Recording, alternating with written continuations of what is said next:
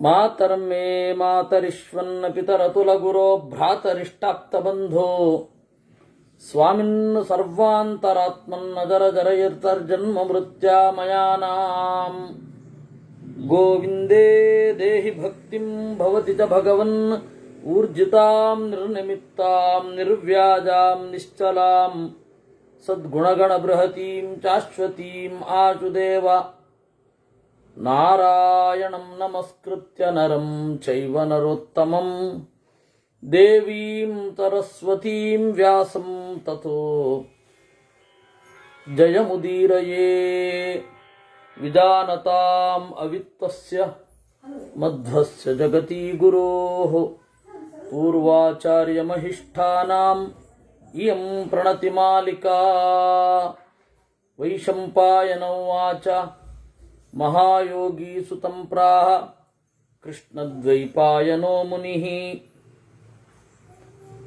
ಪಠಸ್ವ ಪುತ್ರ ಭದ್ರಂತೆ ಪ್ರೀಯತಾಂ ತೇ ಮಹೇಶ್ವರಃ. ವೈಶಂಪಾಯನರು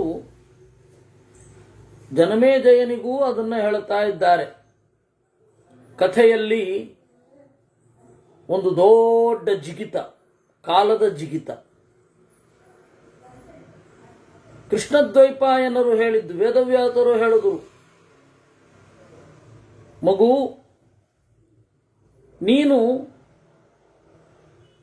ಸದಾಶಿವನ ಸ್ತೋತ್ರವನ್ನು ನುಡಿ. ಆಯಿತು ಅಂತ ಹೇಳಿದ ಅವನು. ಸದಾಶಿವನ ಸ್ತೋತ್ರ ಅದನ್ನು ಹೇಳಿದ್ದು ಇಂದ್ರನ ಗೆಳೆಯ ನಾಲಂಪಾವನ ಅಂತ ಅವನ ಹೆಸರು. ಆ ನಾಲಂಪಾವನ ಹೇಳಿದ್ದನ್ನ ವೈಶಂಪಾಯನರು ಜನಮೇಜಯನಿಗೆ ಹೇಳುತ್ತಾ ಇದ್ದಾರೆ. ಮಯಾ ಗೋಕರ್ಣಮಾಸಾದ್ಯ ತಪಸ್ತಪ್ತ್ವಾ ಶತಂ ಸಮಾಹ ಅಯೋನಿಜಾನಾಂ ದಾಂತಾನಾಂ ಧರ್ಮಜ್ಞಾನಾಂ ಸುವರ್ಚಸಾಂ.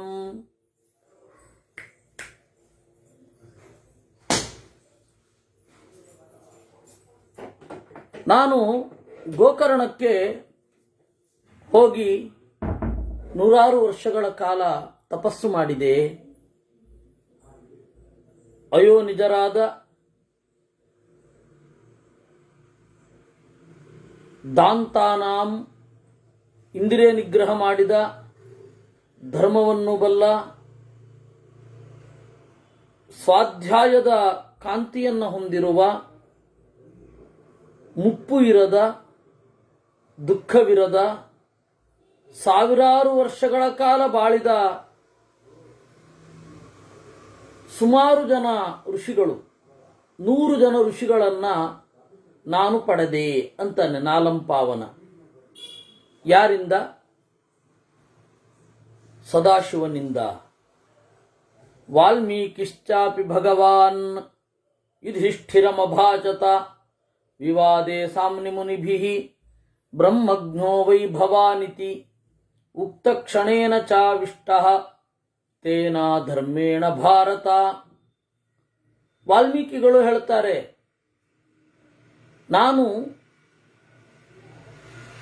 ಯಾವುದೋ ಒಂದು ವಿಚಾರದ ಬಗ್ಗೆ ಮುನಿಗಳ ಜೊತೆ ವಾದವನ್ನು ಶುರು ಮಾಡಿದೆ.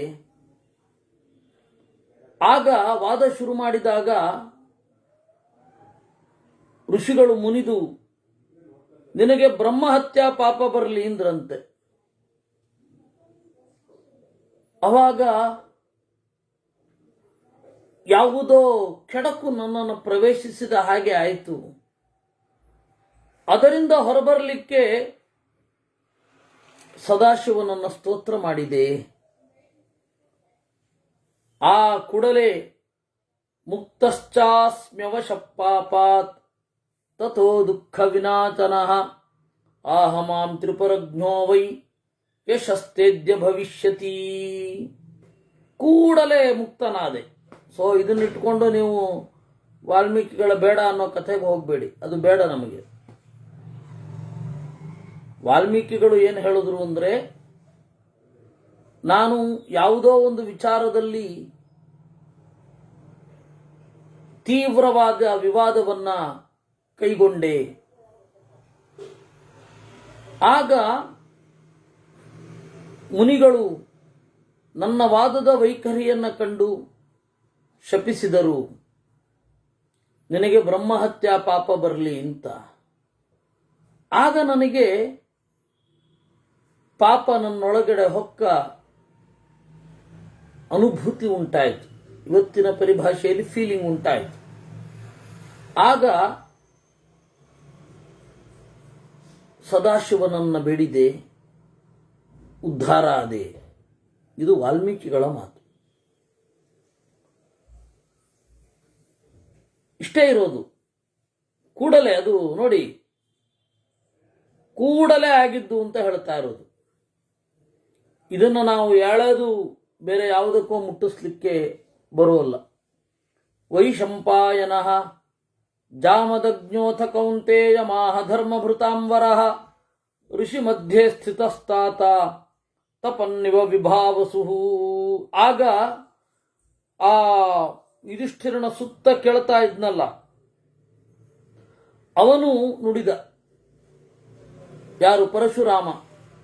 ಯುಧಿಷ್ಠಿರ, ಪುರಾ ಕ್ಷತ್ರವಧೇನಾಹಂ ಆರ್ತೋ ವೈ ಪಾಂಡವಾಗ್ರಹಾತ್ ಶುಚಿರ್ಭೂತ್ವಾ ಮಹಾದೇವಂ ಗತವಾನ್ ಶರಣನ್ ನೃಪಾ. ಬಹಳ ಹಿಂದೆ ನಾನು ಎಲ್ಲ ಕ್ಷತ್ರಿಯರನ್ನ ಕೊಂದೆ ಅನ್ನೋದು ನಿನಗೆ ಗೊತ್ತೇ ಇದೆ. ಉತ್ಕಟವಾದ ಪಾಪವನ್ನು ನಾನು ಹೊಂದಿದೆ. ಆಗ ನಾಮಭಿಶ್ಚಾಸ್ತುವಂ ದೇವಂ ತತಸ್ತುಷ್ಟೋ ಭವದ್ಭವಃ ಪರಶುಂಚ ದದೌ ದೇವೋ ದಿವ್ಯಾನ್ಯಸ್ತ್ರಾಣಿ ಚೈವಃ. ಸದಾಶಿವನ ಅನುಗ್ರಹದಿಂದ ಕೊಡಲಿಯನ್ನು ಪಡೆದೆ, ದಿವ್ಯಾಸ್ತ್ರಗಳನ್ನು ಪಡೆದೆ. ಆಗ ಸದಾಶಿವ ನನಗೊಂದು ಭರವಸೆಯನ್ನು ಕೊಟ್ಟ. ಪಾಪಂ ತೇಜ್ಯ ನ ಭವಿತ ತೇಜಯಶ್ಚ ಭವಿಷ್ಯತಿ ನತೆ ಪ್ರಭವಿತ ಮೃತ್ಯು ಯಶಸ್ವಿ ಚ ಭವಿಷ್ಯಸಿ. ನಿನಗೆ ಪಾಪ ಬರೋದಿಲ್ಲ, ಖಂಡಿತ ನೀನು ಗೆಲ್ತೀಯ. ನತೆ ಪ್ರಭವಿತ ಮೃತ್ಯು, ನಿನಗೆ ಸಾವು ಬರೋದಿಲ್ಲ, ಒಳ್ಳೆಯ ಕೀರ್ತಿ ಬರುತ್ತೆ ಎಂದ. ಈ ರೀತಿ ಅವನ ಅನುಗ್ರಹದಿಂದ ನಾನು ಹೀಗಾಗಿದ್ದು. ಶಿಖಂಡಿ ಶಿವವಿಗ್ರಹ.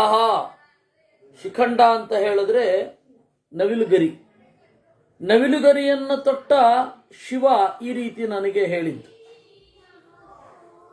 ಯದವಾಪ್ತಂಚ ಮೇತರವಂ ಪ್ರಸಾದಾತ್ ತಸ್ಯ ಧೀಮತಃ. ಯದವಾಪ್ತಂಚ ಮೇ ಸರ್ವಂ, ನಾನು ಅವನ ಅನುಗ್ರಹದಿಂದಲೇ ಎಲ್ಲವನ್ನೂ ಪಡೆದೆ. ಅಸಿತೋ ದೇವಲಶ್ಚೈವ ಪ್ರಾಹ ಪಾಂಡುಸುತನ್ ನೃಪಂ. ಆಗ ಪರಶುರಾಮದೇವರು ಈ ಮಾತನ್ನ ಆಡಿದ ಕೂಡಲೇ ಅಸಿತ ದೇವಲ ಮಾತನಾಡಿದರು. ಪ್ರಾಹ ಪಾಂಡುಸುತನ್ ನೃಪಂ. ಧರ್ಮರಾಜನಿಗೆ ಹೇಳಿದರು, ಶಾಪಾತ್ ಶಕ್ರಸ್ಯ ಕೌಂತೇಯ ಗತೋ ಧರ್ಮೋ ಮಹದ್ಯತಃ ತನ್ಮೇ ಧರ್ಮಂ ಯಶಶ್ಚಾಗ್ರ್ಯಂ ಆಯುಶ್ಚೈವ ಅದ ಆದದದ್ಭವಃ. ಏನೋ ಒಂದು ತಪ್ಪು ಮಾಡಿದೆ. ಆಗ ಇಂದ್ರ ಸಿಟ್ಟು ಮಾಡಿಕೊಂಡು ನನಗೆ ಶಾಪ ಕೊಟ್ಟ, ನಿನಗೆ ಧರ್ಮ ಇರದಿರಲಿ, ನೀನು ಪುಣ್ಯವನ್ನ ಮಾಡುವವನಾಗದಿರು ಅಂತ. ಆಗ ಶಿವನನ್ನ ಸ್ತೋತ್ರ ಮಾಡಿ ಧರ್ಮವನ್ನು, ಕೀರ್ತಿಯನ್ನು, ಆಯುಷ್ಯವನ್ನು ಪಡೆದೆ. ಇದು ಸದಾಶಿವನ ಹರಕೆ ನನ್ನ ಮೇಲೆ ಹೇಗೆ ಬಂತು ಅಂತ. ಋಷಿರ್ಗೃತ್ಸಮದೋ ನಾಮ ಶಕ್ರಸ್ಯ ದಯಿತಃ ಸಖಾ ಪ್ರಾಹಾಜಮೀಢಂ ಭಗವಾನ್ ಬೃಹಸ್ಪತಿ ಸಮದ್ಯುತಿಃ ವರಿಷ್ಠೋ ನಾಮ ಭಗವಾನ್ ಚಾಕ್ಷುಷಸ್ಯ ಮನೋಸ್ತುತಃ ಶತಕ್ರತೋ ರಚಿಂತ್ಯಸ್ಯ ಸತ್ರೇ ವರ್ಷಸಹಸ್ರಿಕೆ ವರ್ತಮಾನೆ ಬ್ರವೀದ್ವಾಕ್ಯಂ ಸಾಮ್ನಿಹ್ಯುಚ್ಚಾರಿತೆ ಮಯಾ. ಚಾಕ್ಷುಷಮನು ಇದ್ದಾನೆ. 14 ಜನ ಮನುಗಳಲ್ಲಿ ಒಬ್ಬ ಚಾಕ್ಷುಷಮನು. ನಾವು ಈಗ ವೈವಸ್ವತ ಮನ್ವಂತರದಲ್ಲಿರೋದು. ವೈವಸ್ವತಮನು ನಮ್ಮನ್ನು ಆಳ್ತಾ ಇದ್ದಾನೆ. ಈ ವೈವಸ್ವತ ಮನ್ವಂತರದ ಹಿಂದಿನ ಮನ್ವಂತರ ಬಂದು ಚಾಕ್ಷುಷ ಮನ್ವಂತರ ಅಂತ. ಆ ಚಾಕ್ಷುಷ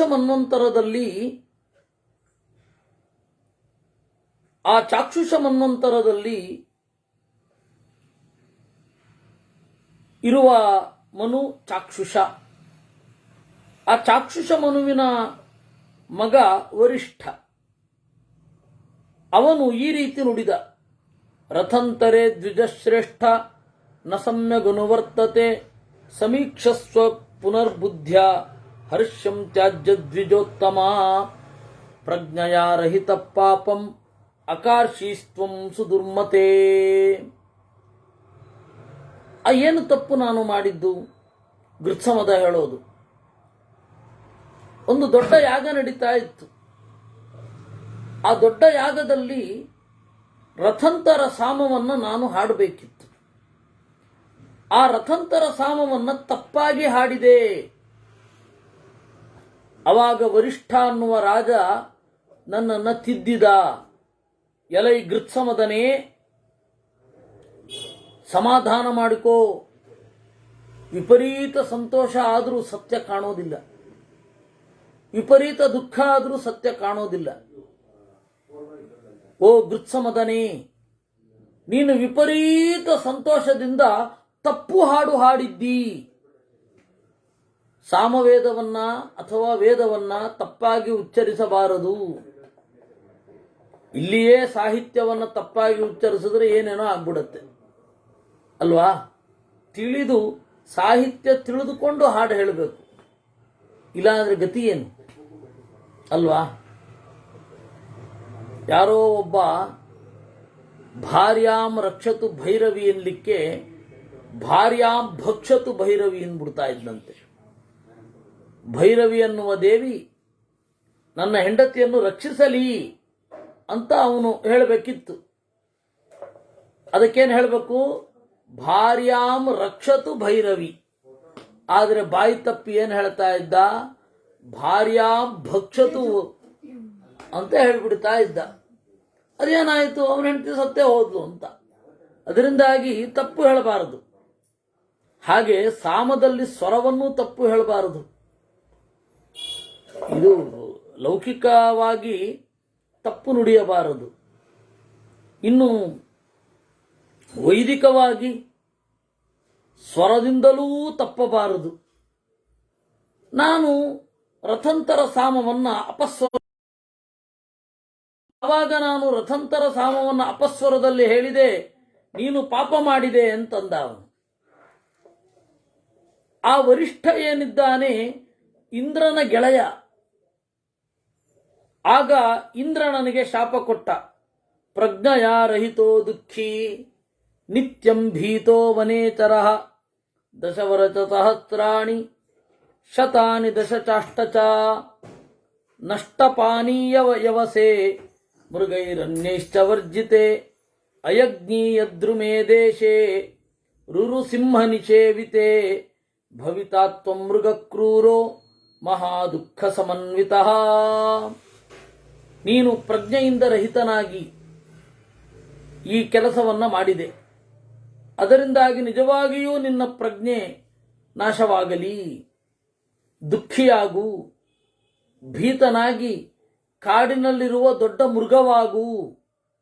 10,000 ವರ್ಷದ 108 ವರ್ಷಗಳ ಕಾಲ ನೀನು ಒಂದು ದೊಡ್ಡ ಮೃಗವಾಗಿ ಇರು.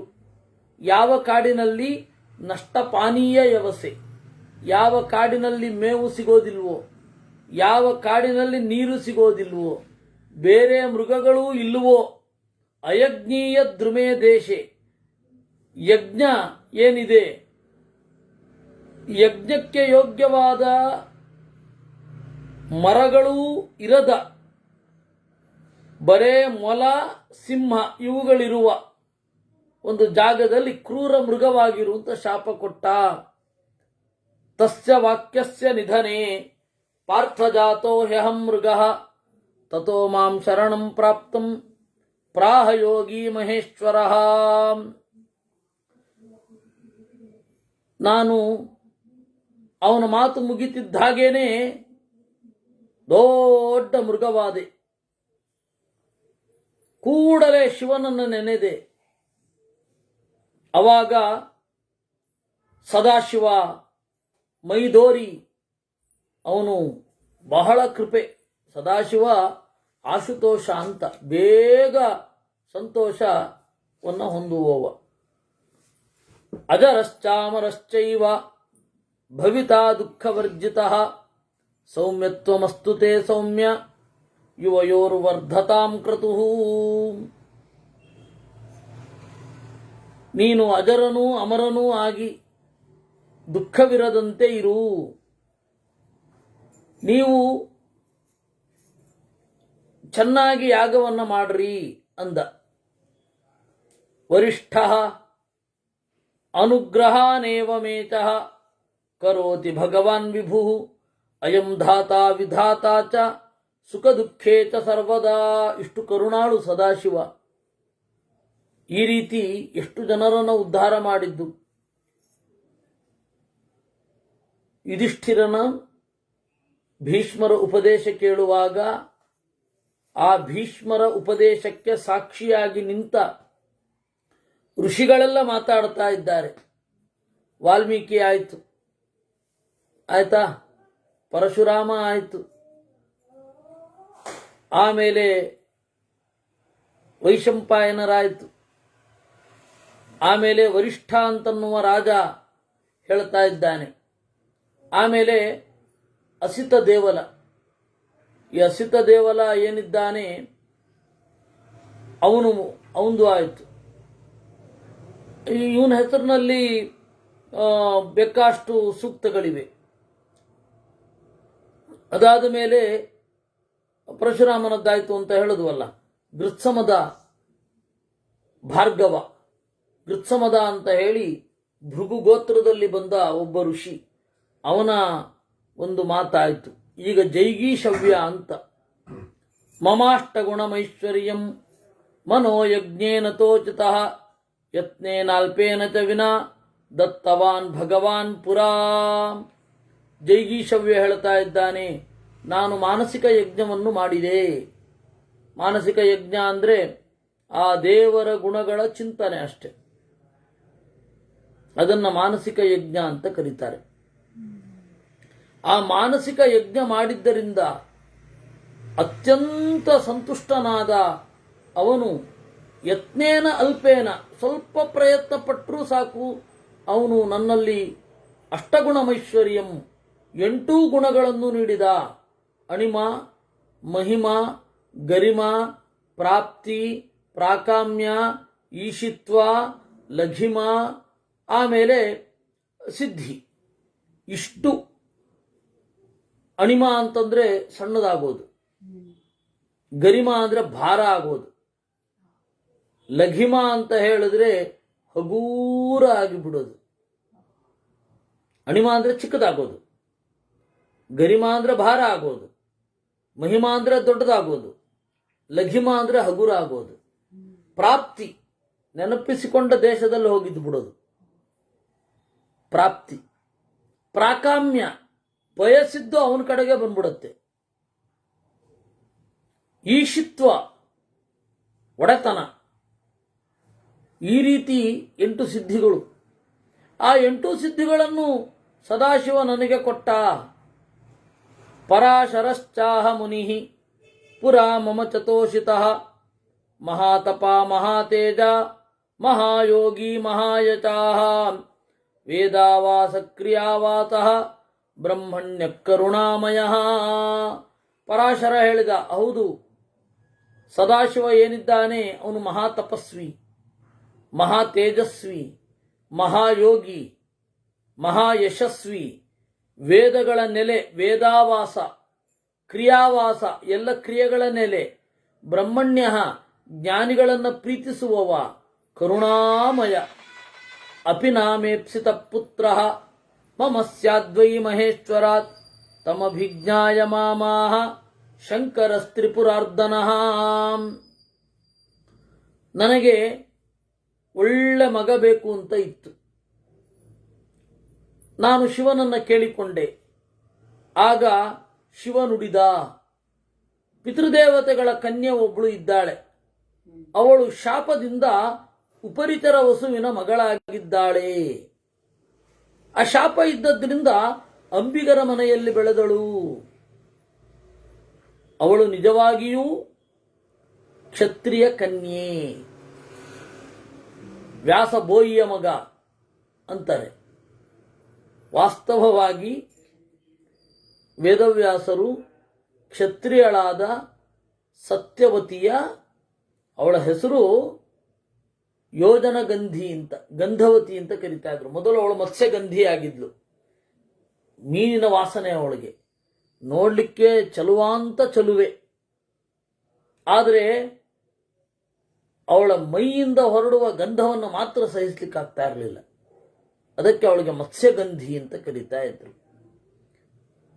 ಯಾವಾಗ ಪರಾಚರರು ಬಂದು ಅವಳಿಗೆ ಅನುಗ್ರಹ ಮಾಡಿದ್ರೋ ಅವಳ ಮೈಯ ವಾಸನೆ ಎಲ್ಲ ಹೋಯಿತು. ಅತ್ಯಂತ ಪರಿಮಳ ಅವಳ ಮೈಯಿಂದ ಹೊಮ್ಮಲಿಕ್ಕೆ ಶುರು ಆಯಿತು. ಅವತ್ತಿನಿಂದ ಅವಳನ್ನ ಗಂಧವತಿ ಅಂತ ಕರೆದು. ಆಮೇಲೆ ಅವಳು ಸತ್ಯವತಿ ಆದ್ಲು. ಸತ್ಯ ಅಂದ್ರೆ ನಿರ್ದುಷ್ಟನಾದ ನಾರಾಯಣ. ನಿರ್ದುಷ್ಟನಾದ ನಾರಾಯಣನನ್ನ ಮಗನಾಗಿ ಪಡೆದವಳು. ಅದಕ್ಕೆ ಅವಳ ಹೆಸರು ಸತ್ಯವತಿ.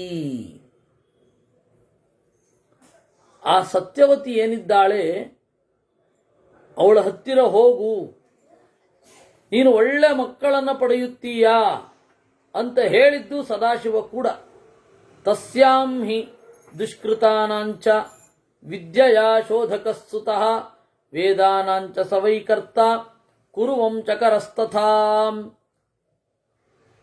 ವಿದ್ಯೆಯಿಂದ ಎಲ್ಲರನ್ನ ಪವಿತ್ರಗೊಳಿಸುವ ವೇದವ್ಯಾಸರು ಹುಟ್ಟುತ್ತಾರೆ. ನೀನು ಅವಳ ಹತ್ರ ಹೋದರೆ ವೇದಗಳನ್ನ ಶೋಧಕ, ಅದರಲ್ಲಿರುವ ಅಪಪಾಠಗಳನ್ನು, ತಪ್ಪು ಕಲ್ಪನೆಗಳನ್ನು ತೊಳೆಯುತ್ತಾರೆ. ಅದರಿಂದಾಗಿ ವೇದವ್ಯಾಸ. ಆಮೇಲೆ ಕುರುವಂಚಕರ, ಒಳ್ಳೆ ಕುರುವಿನ ಪೀಳಿಗೆಗೆ ಕಾರಣ. ಇತಿಹಾಸವನ್ನು ಬರೀತಾನೆ, ಅವಳಲ್ಲಿ ಹುಟ್ಟಿದ ಮಗ ಅಂತ ಹೇಳಿ ಅವನು ಕಣ್ಮರೆಯಾದ. ಅದರಿಂದಾಗಿ ನಾನು, ಅಂದರೆ ಪರಾಶರ ಹೇಳ್ಕೊಳ್ಳೋದು, ನಾನು ಸತ್ಯವತಿಯ ಬಳಿಗೆ ಹೋದೆ. ಮಾಂಡವ್ಯಶ್ಚಾಹದೇವೇಚ ಭಕ್ತೋ ಲೋಕಹಿತೋ ಭವೇ. ಮಾಂಡವ್ಯ ಅಂತ ಹೇಳಿ ಒಬ್ಬನನ್ನು ನೀವು ಕೇಳಿರ್ತೀರ. ಆ ಮಾಂಡವ್ಯನ ಬಗೆಗೆ ಹೀಗೊಂದು ಇದೆ. ಏನು ಆ ಮಾಂಡವ್ಯ ಏನು ಮಾಡ್ತಾ ಇದ್ದ, ಆ ಕಥೆಯನ್ನ ನಾನು ಹೇಳ್ತೇನೆ. ಅದು ಆದಿಪರ್ವದಲ್ಲಿ ಬಂದಿರೋದು, ನಿಮಗೆಲ್ಲರಿಗೂ ಗೊತ್ತಿರುತ್ತೆ. ಆಚಾರ್ಯರು ಕೊಟ್ಟ ನಿರ್ಣಯ, ಅದನ್ನು ನೆನಪಿಸ್ತೇನಷ್ಟೆ. ಮಾಂಡವ್ಯರೇನು ಮಾಡಿದ್ರು, ತಪಸ್ ಮಾಡ್ತಾ ಕೂತಿದ್ರು. ಒಬ್ಬ ಕಳ್ಳ ಬಂದು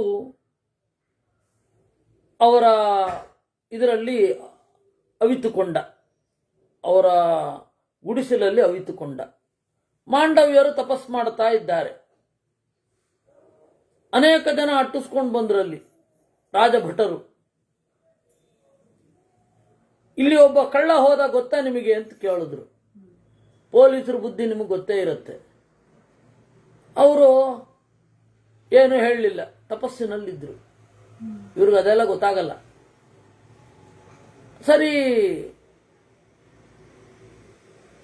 ಹೋಗಿ ಅವನು ಅವಿಸ್ಕೊಂಡಿದ್ದವನು ಸಿಕ್ಕಾಕೊಂಡ. ಓ, ಇವರೇ ತಪ್ಪು ಮಾಡಿದ್ದಾರೆ, ಇವರು ಕೂಡ ತಪ್ಪು ಮಾಡಿದ್ದಾರೆ, ಇವರು ಕೂಡ ತಪ್ಪಿನಲ್ಲಿ ಭಾಗಿ ಅಂತ ಹೇಳಿ ತಗೊಂಡೋಗಿ ರಾಜನ ಮುಂದೆ ನಿಲ್ಲಿಸ್ಬಿಟ್ರು. ಇವರೇನು ಮಾತಾಡಲಿಲ್ಲ. ವೇಷ ಹಾಕೊಂಡಿದ್ದಾನೆ ಅನ್ನುವ ಕಾರಣಕ್ಕೆ ಅವ್ರು ಅಂದುಕೊಂಡು ಅವನಿಗೆ ಶೂಲಕ್ಕೇರಿಸಿಬಿಟ್ರು. ಶೂಲ ಅಂದ್ರೆ ಹೇಗೆ ಅಂತ ಗೊತ್ತಲ್ಲ, ಕೆಳಗಡೆಯಿಂದ ಒಂದು ದೊಡ್ಡ ಸರಳಿನಲ್ಲಿ ಅವರನ್ನ ಸಿಕ್ಕಿಸ್ಬಿಡೋದು. ಒಂದು ದೊಡ್ಡ ಮೊಳೆಯಲ್ಲಿ ಇದನ್ನು ಸಿಕ್ಕಿಸಿದ ಹಾಗೆ. ಕಿತ್ತಳೆಯನ್ನೋ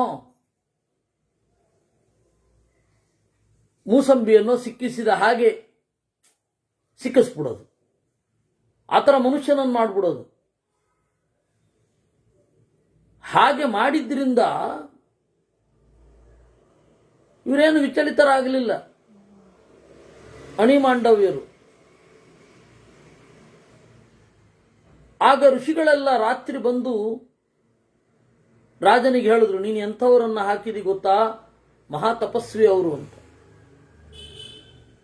ಅವನೇನು ಮಾಡಿದ, ತಪ್ಪಾಯಿತು ಅಂತ ಹೇಳಿ ಶೂಲದಿಂದ ಎತ್ತಿಸಿದ. ಬದುಕೇ ಇದ್ರು ಅವರು.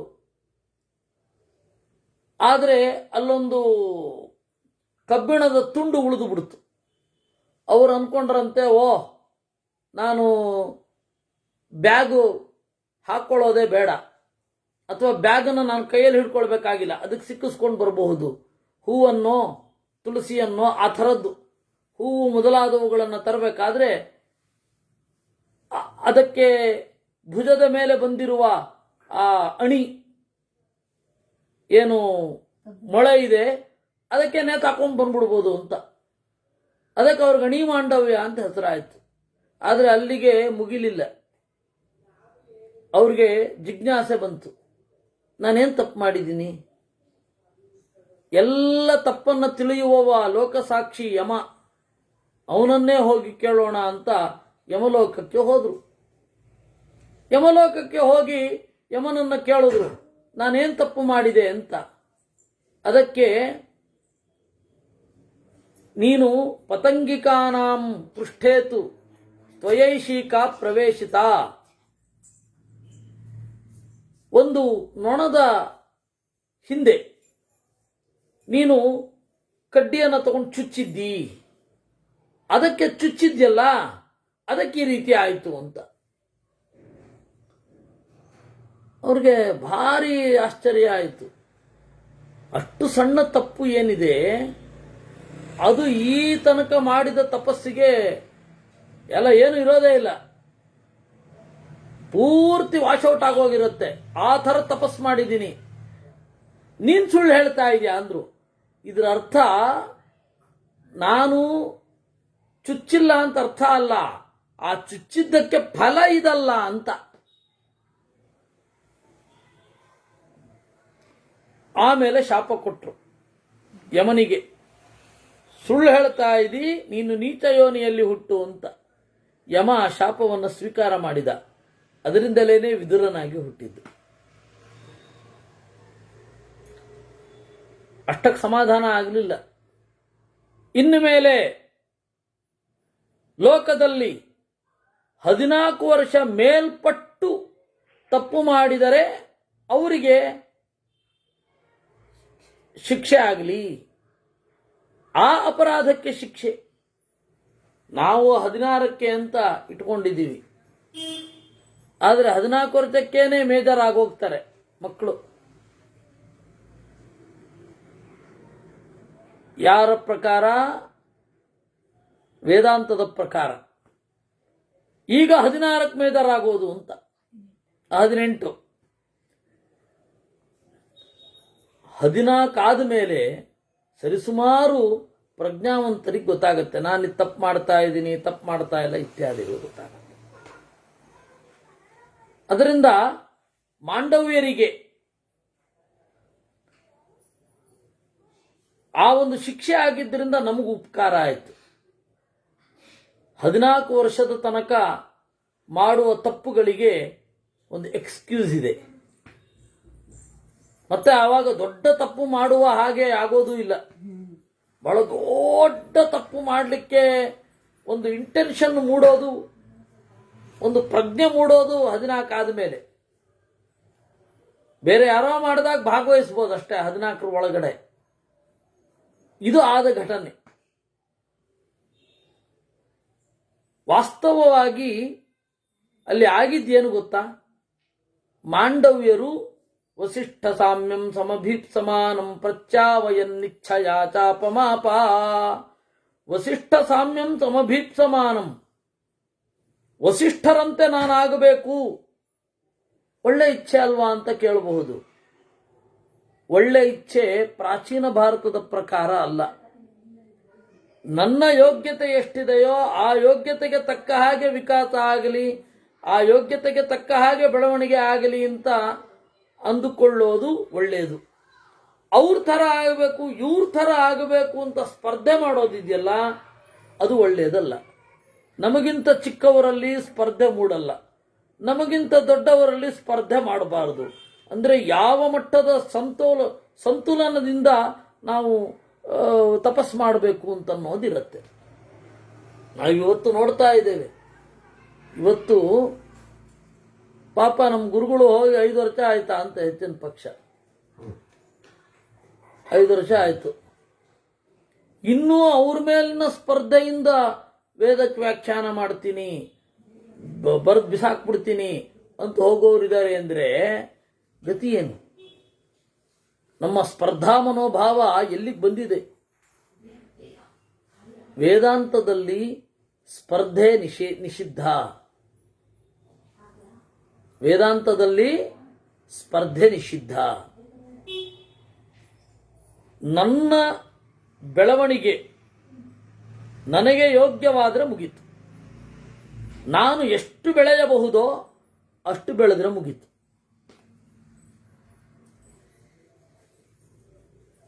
ಇನ್ನು ಯಾವುದು ಸ್ಪರ್ಧೆಯ ಪ್ರಶ್ನೆಯೇ ಇಲ್ಲ.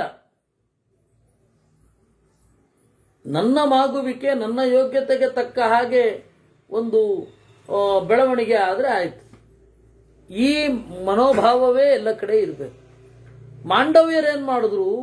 ವಸಿಷ್ಠರ ಸಮ ಆಗಬೇಕು ಅಂತ ಹೊರಟರು. ವಸಿಷ್ಠರು ಯೋಗ್ಯತೆಯಲ್ಲಿ ಮಾಂಡವ್ಯರಿಗಿಂತ ಬಹಳ ದೊಡ್ಡವರು. ಇದು ದೇವತೆಗಳು ಉಪಾಯವಾಗಿ ಅವರನ್ನು ತಪ್ಪಿಸಬೇಕು ಅಂತ. ಅದಕ್ಕೆ ಏನು ಮಾಡಿದ್ರು? ಯಮ ಈ ರೀತಿ ಮಾಡಿದ್ದು. ಅವನು ಯಮ ಸುಳ್ಳು ಹೇಳಿದ್ದಲ್ಲ. ಅಲ್ಲಿ ಸುಳ್ಳು ಹೇಳಿದ ಅಂತ ಮಾಂಡವ್ಯರು ಬೈತಾರಲ್ಲ, ಅಂದರೆ ಅದಕ್ಕೇನರ್ಥ ಅಂದರೆ ಇಷ್ಟು ಚಿಕ್ಕ ಪಾಪಕ್ಕೆ ಅಷ್ಟು ದೊಡ್ಡ ಫಲ ಇಲ್ಲ. ಒಂದು ನೊಣದ ಹಿಂದ್ಗಡೆಗೆ ಸೂಜಿಯಿಂದಲೋ ಕಡ್ಡಿಯಿಂದಲೋ ಚುಚ್ಚಿದರೆ ನನಗೆ ಮುಂದೆ ತಪಸ್ಸಿನ ಮಧ್ಯದಲ್ಲಿ ವಿಘ್ನ ಉಂಟಾಗಿ ಚುಚ್ಚೋದ? ಆ ಶಿಕ್ಷೆ ಈ ಶಿಕ್ಷೆಗೂ ಆ ಶಿಕ್ಷೆಗೂ ವ್ಯತ್ಯಾಸ ಇಲ್ವೇ? ಯಾಕೆಂದ್ರೆ ತಪ್ಪು ಎಷ್ಟು ತೀವ್ರವಾಗಿರುತ್ತೋ ಅಷ್ಟು ತೀವ್ರವಾದ ಶಿಕ್ಷೆ ಯಾವತ್ತೂ ಕೂಡ. ಗೊತ್ತಾಯ್ತಾ? ಆದ್ದರಿಂದ ನೀವೊಂದು ಮಠದಲ್ಲಿ ಕೈಯಲ್ಲಿ ಉಪ್ಪು ಹಾಕಿದ್ರೆ ಗೋಹತ್ಯೆ ಅಂದ್ರೆ ನಗಬೇಕಾ ಅಳಬೇಕಾ? ಗೋಹತ್ಯೆ ಮಾಡಬೇಕಾದ್ರೆ ಎಷ್ಟು ಕಷ್ಟ ಇದೆ ಗೊತ್ತಾ? ಎಷ್ಟು ಎಫರ್ಟ್ ಹಾಕ್ಬೇಕು ಗೊತ್ತಾ? ಅದೇನು ಗೋವೇನು ಕಡಿಮೆನಾ? ಅದು ಎಷ್ಟು ಭಾರ ಇರುತ್ತೆ, ಎಷ್ಟು ತಪ್ಪದ ಚರ್ಮ ಇರುತ್ತೆ. ನೀವೊಂದು ಸಣ್ಣ ಕಚ್ಚೆ ಉಡ್ಲಿಲ್ಲ ಅಂದ್ರೆ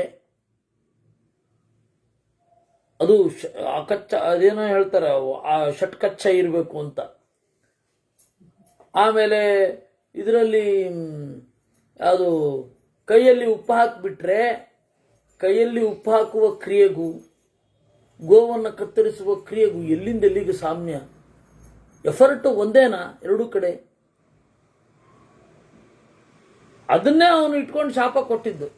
ಆ ಎಫರ್ಟ್ ಈ ಎಫರ್ಟ್ ಒಂದೇನಾ? ಎಷ್ಟು ಚಿಕ್ಕದು ತಪ್ಪದು. ಯಾಕೆಂದ್ರೆ ಮೂಳೆ ಇರದ ಪ್ರಾಣಿಗಳಿಗೆ ಹೆಚ್ಚು ನೋವು ಆಗೋದೇ ಇಲ್ಲ.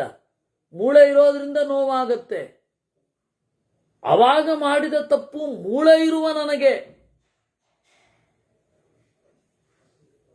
ಮೂಳೆ ಇರುವಾಗ ನನಗೆ ಇಷ್ಟು ಶಿಕ್ಷೆ ಆಗಬೇಕಾ ಅಂತ. ಅದರಿಂದಾಗಿ ಅವನು ಸಿಟ್ಟು ಬಂದಿದ್ದ ಹಾಗೆ. ಸುಳ್ಳು ಹೇಳ್ತಾ ಇದೆಯಾ ಅಂದ್ರೆ ಏನು? ನಾನು ಮಾಡಿದ ಆ ಸಣ್ಣ ತಪ್ಪಿಗೆ ದೊಡ್ಡ ಮಟ್ಟದ ಶಿಕ್ಷೆ ಆಗೋದಲ್ಲ ಅಂತ.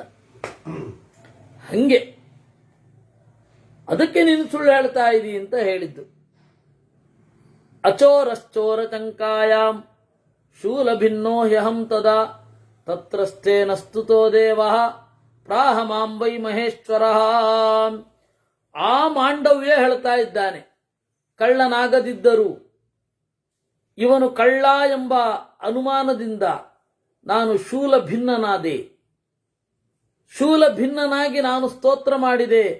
ಆಗ ದೇವರು ಕಾಣಿಸಿಕೊಂಡು ಹೇಳಿದ,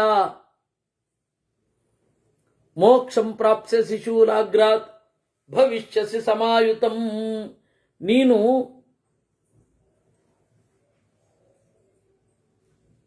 ಶೂಲದಿಂದ ಮುಕ್ತನಾಗುತ್ತಿ.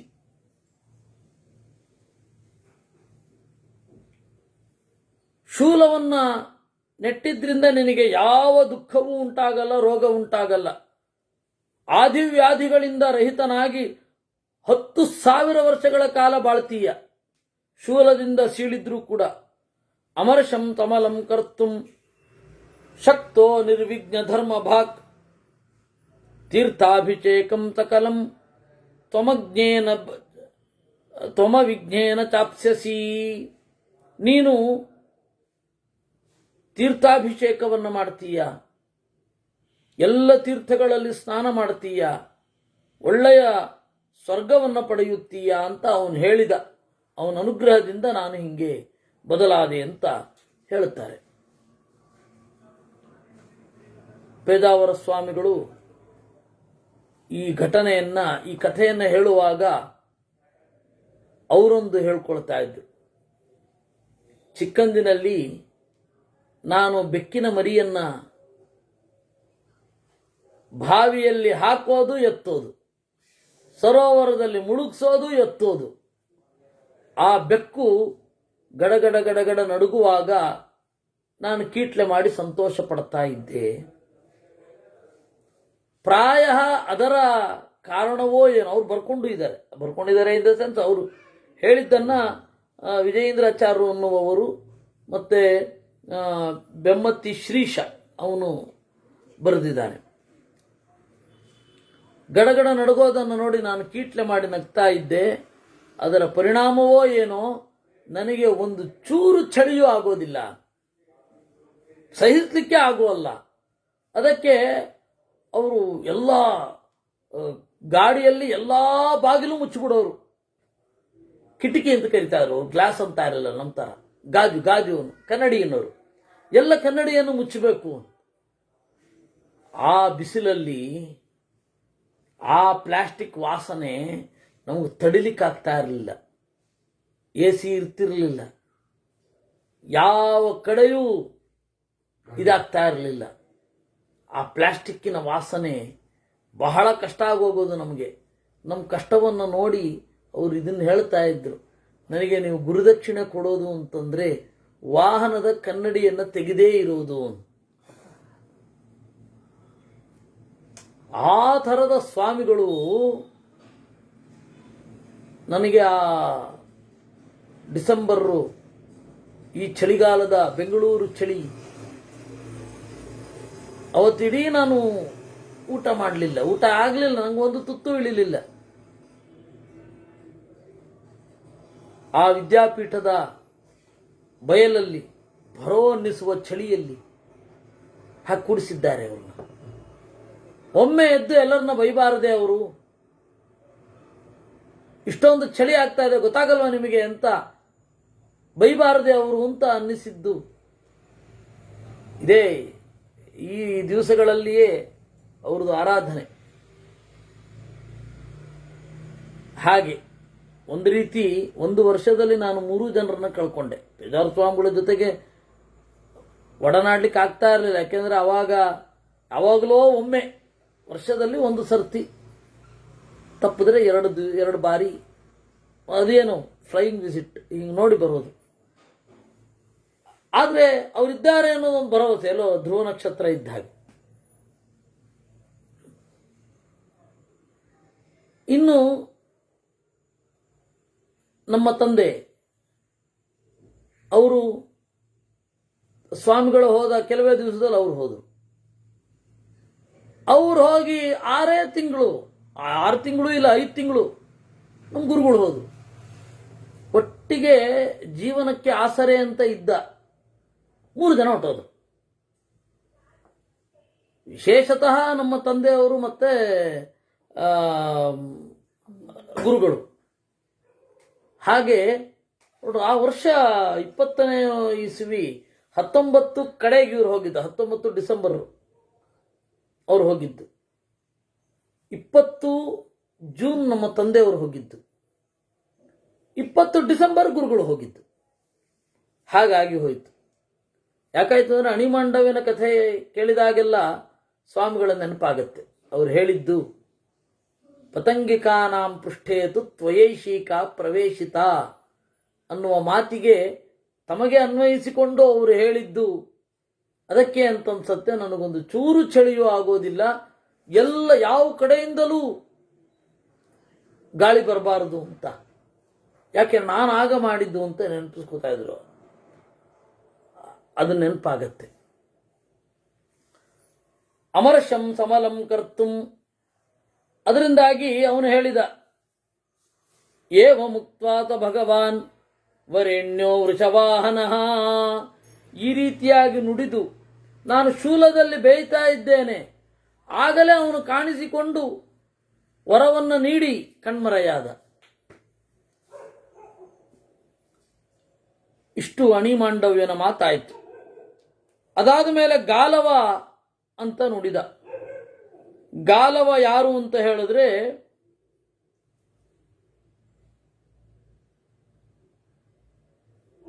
ವಿಶ್ವಾಮಿತ್ರರ ಮಗ. ಆ ಒಂದು ಕಾಲ ಇತ್ತು, ವಿಶ್ವಾಮಿತ್ರರು ಗೃಹಸ್ಥರಾಗಿಯೇ ತಪಸ್ಸು ಮಾಡಿದ್ದು, ಸನ್ಯಾಸಿಗಳಾಗಿ ಅಲ್ಲ. ಏನು ಕಲ್ಪನೆ ಇದೆ ಅಂದರೆ ವಿಶ್ವಾಮಿತ್ರರು ಸನ್ಯಾಸಿಗಳ ತರಹ ತಪಸ್ಸು ಮಾಡಿದ್ರು ಅಂತ ಅಲ್ಲ, ಅವರು ತಪಸ್ಸು ಮಾಡಿದ್ದು ಗೃಹಸ್ಥರಾಗಿಯೇ. ಯಾಕೆಂದರೆ ಅವರು ತಪಸ್ಸು ಮಾಡ್ತಾ ಇರಬೇಕಾದ್ರೂ ಕೆಲವು ಮಕ್ಕಳು ಹುಟ್ಟಿದ್ರು ಅವ್ರಿಗೆ. ಅದರಲ್ಲಿ ಒಬ್ಬ ಗಾಲವ. ಭೀಕರವಾದ ಬರಗಾಲ ಬಂತು, ವಿಶ್ವಾಮಿತ್ರರು ತಪಸ್ಸು ಮಾಡಲಿಕ್ಕೆ ಅಂತ ಎಲ್ಲ ಹೊರಟೋಗಿದ್ದಾರೆ. ಆಗ ಕಡೆಯ ಮಗುವನ್ನು ವಿಶ್ವಾಮಿತ್ರರ ಹೆಂಡತಿ ಕುತ್ತಿಗೆಗೆ ಕಟ್ಟಿಕೊಂಡು, ಈ ಮಗುವನ್ನು ಯಾರಾದರೂ ಕೊಂಡುಕೊಳ್ತೀರಾದರೆ ಕೊಂಡುಕೊಳ್ಳಿ, ನಮಗೆ ಒಂದಿಷ್ಟು ದುಡ್ಡು ಕೊಡಿ, ನಾವು ಊಟ ಮಾಡ್ತೇವೆ ಅಂತ ಅನ್ನಿಸುವಷ್ಟು ಭೀಕರವಾದ ಪರಿಸ್ಥಿತಿ. ಬ್ರಹ್ಮರ್ಷಿಯ ಹೆಂಡತಿ ಅವಳು. ದೇವರ ದಯೆಯಿಂದ ಈಗಿನ ಫೆಮಿನಿಸ್ಟ್ಗಳಿಗೆಲ್ಲ ಈ ಥರದ ಕಥೆಗಳೆಲ್ಲ ಸಿಕ್ಕಿಲ್ಲ. ಒಂದು ಕಥೆ ಸಿಕ್ಬಿಟ್ಟು ಅದನ್ನು ಹಿಗ್ಗಾಮುಗ್ಗ ಎಳೆದಿದ್ದಾರೆ. ಮಾಧವಿ ಅಂತ, ಅನುಪಮಾ ನಿರಂಜನ ಅಂತ ಹೇಳಿ ಒಬ್ಬಳು ಲೆಫ್ಟಿಸ್ಟ್.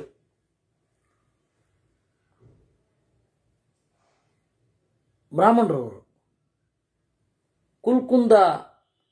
ಕುಲ್ಕುಂದ ಶಿವರಾಯರು ಅಂತ. ಕುಲ್ಕುಂದ ಎಲ್ಲಿ ಬರುತ್ತೆ ಅಂತಂದ್ರೆ ಸುಬ್ರಹ್ಮಣ್ಯದ ಹತ್ತಿರ.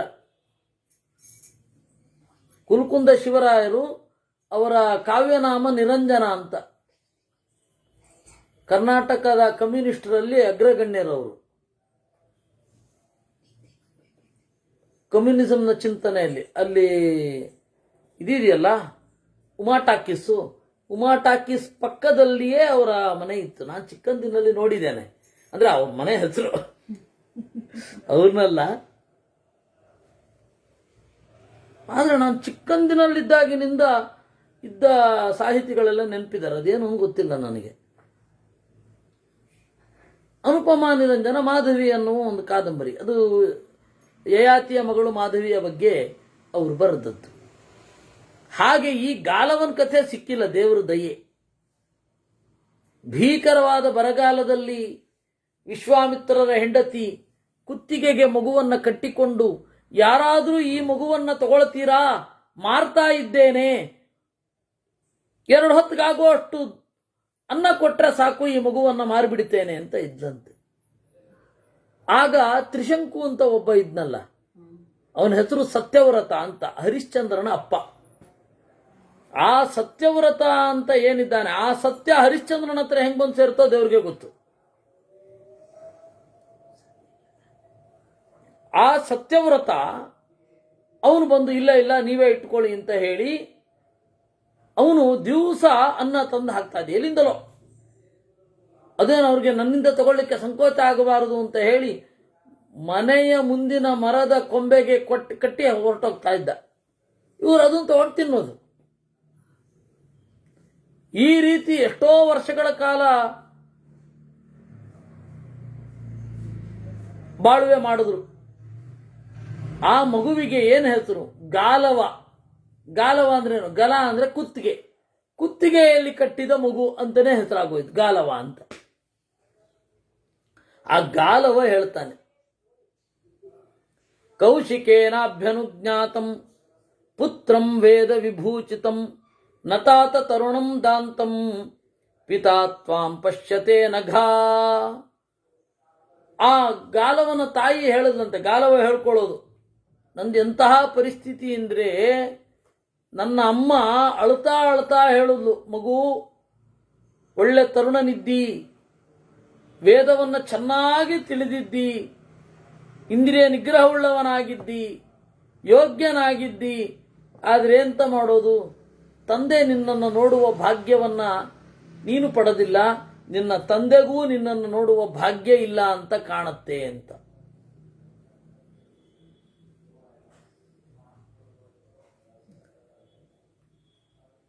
ನಾನಾಗ ಕೇಳಿದೆ, ಅಯ್ಯೋ ನನ್ನ ತಂದೆ ನೋಡಬೇಕಲ್ವಾ, ನನ್ನ ಈ ಸೊಬಗನ್ನ ತಂದೆ ನೋಡಬೇಕು. ಅದು ಜೀವನದ ಯಶಸ್ಸು ಏನು ಅಂತಂದ್ರೆ, ತಂದೆ ನಮ್ಮ ಯಶಸ್ಸನ್ನು ನೋಡಿ ಆನಂದ ಪಡೋದೇನಿದೆ ಅದು ಜೀವನದ ಯಶಸ್ಸು. ಆ ಭಾಗ್ಯ ಬಹಳ ಜನರಿಗಿರಲ್ಲ, ಏನು ಅಂತ ಗೊತ್ತಿಲ್ಲ. ಆ ಇದ್ರೆ ಅದೊಂದು ದೊಡ್ಡ ಭಾಗ್ಯ.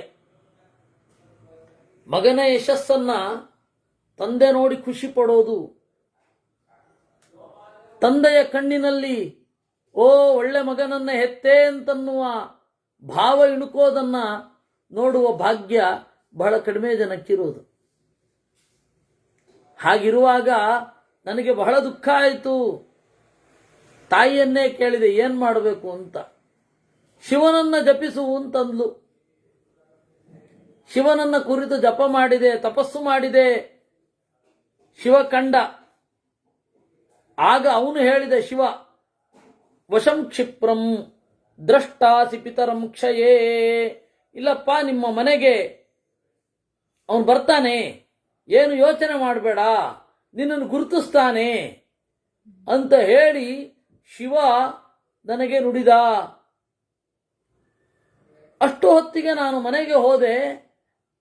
ಅಲ್ಲಿ ನನ್ನ ಅಪ್ಪ ಬಂದು ಕಾಯ್ತಾ ಇದ್ರು. ಬಹಳ ಸಂತೋಷಪಟ್ಟು ನನ್ನನ್ನು ಅಪ್ಪಿಕೊಂಡರು